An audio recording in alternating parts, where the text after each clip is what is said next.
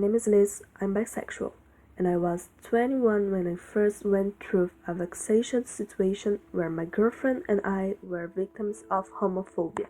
Every 20 hours, a LGBT is barbarously murdered or commits suicide as a victim of LGBT phobia, which confirms Brazil as a world champion of crimes against sexual minorities. According to international human rights agencies, many more homosexuals and transsexuals are killed in Brazil than in the 13 countries of the East and Africa, where there is a death penalty against LGBT people. I was on vacation traveling with my girlfriend. We are at the hotel pool. We exchanged a stab and a woman called the security guard and stopped beside us, pointing and shouting. Suddenly you are sunbathing and there are two women kissing. This can't happen in a family environment. This is an affront to morals and good manners. Of the 445 victims of LGBT phobia registered in 2017, 194 were gay, 43.6%, 191 were trans, 42.9%, 43 were lesbians, 9.7%, 5 bisexuals, 1.1%, and 12 heterosexuals, 2.7%. Although there are heterosexual couples in and out of the pool, exchanging warm kisses, the comments were made only for us. We went to a police station to register an OR, and the delegate said, "Never mind that, it's not worth it. It won't do anything." Anti-LGBT plus physical and psychological violence in Brazil affects all colors, ages, social classes, and professions, and although many reports on murders omit basic information about this segment, we should not remain silent. Unfortunately, this was not the first and last time that I went through such a situation. There were many others, and this is the harsh reality where anyone who is part of the LGBTQIAP+ community. Homicides against LGBT are aggravated by individual homophobia when the murderer has poorly resolved his own sexuality and wants to wash his repressed desire, motivated by individualized homophobia with his blood. Bicultural homophobia, which bullies lesbians and gays, expelling travestites to the margins of society where violence is endemic. Be institutional homophobia, when governments don't guarantee the safety of spaces frequented by the LGBT community, or veto projects aimed at criminalizing homo-label transphobia. I was in the Coral Beach with my mom and I went to get a massage in a tent where my father always used to go and liked it very much. I almost never go to the beach because it scared me too much when men look at me and approach me. Then, as always on the top of my bikini, I used to put a shirt and a shirt. But this time, I needed the open air, the sea, and rest with my mom after a week sick and muffled in the house. Then, at the end of the massage, I heard two of them talking. "Did you see? The guy came in here asking for the shoe with the girl," said the first one. The other responded, "I saw it. I took it because she was being with her mother, not the father. He was here, he was filming her." At that moment, I shivered quietly. I was scared. I feel my body frozen stuff. The massage was over and I went down to the desk. I told my mother what I heard and said that I was hoping it'll be another story from another day or anything. She came back with the answer. Amin had actually entered the tent filming.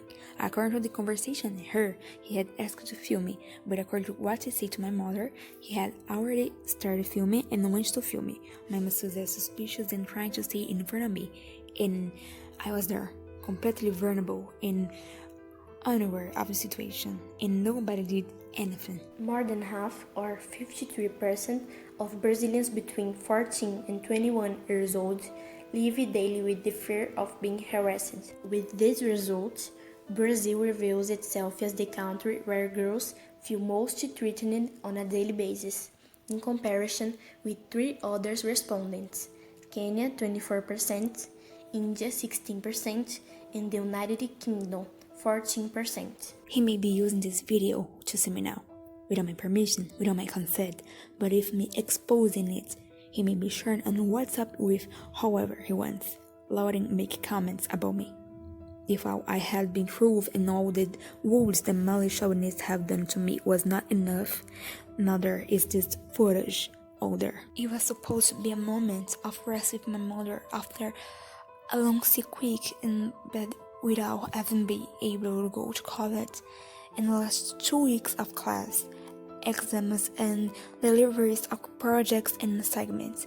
I can only shake, be agitated and nervous, afraid, with a stomach upset and cold, and my body frozen.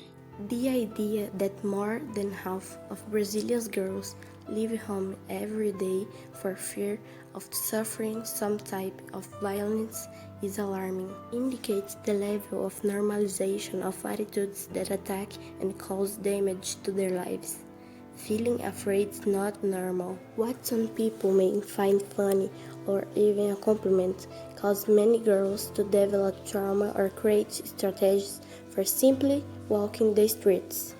They are young people starting their adult lives, and this has an impact on their personal, economic, and social development. The protection of girls and women is a responsibility of the whole of society, and all institutions must mobilize for this, from the family through the religious, cultural, educational, and workspace. Only then can we all know, one day, the freedom to not be afraid. In Brazil, over the past few decades, it was necessary to create legal mechanisms to ensure equality among all Brazilians. Law No. 7716/1989, the result of the Federal Constitution of 1988, became an important landmark in this regard, when deadly with crimes of racism. Recent data from IBGE show that there is a big difference in rights between black and white people aged between 15 and 24 years old who attend higher education. 31% of students are white, while 12% are black and 13% brown. Survey also points to a total of 10% is the hate among whites. This hate is 6% and among browns and black and 13 and 14% respectively. And the world, people continue to suffer from hatred and racism, and the world, black people die because they are black, and men close their eyes and declare that they will not define again. Racism is not new. Result, and the seed to heaven and no end. In the United States of America, George Floyd, black secret guard, killed by police officer in Minneapolis. The moment when Floyd is handcuffed, thrown to the floor, and suffocated was recorded and publicized on social media. The moment triggered a series of protests. People marched and the world are outraged by so many acts of hate and racism. At the demonstration, people shout, "I can't breathe," a praise spoken by Floyd when he tried to convince the policeman to remove his skin from his neck. And Black Lives Matter. People are angry. In the middle of the new pandemic of coronavirus, they went to protect, putting our lives at risk for this cause. Black people and white people marched together for justice. This recalls a well-known and often overlooked speech by Martin Luther King Jr. "I have a dream." 15 years have passed, and demonstrations show that people continue to have that same dream.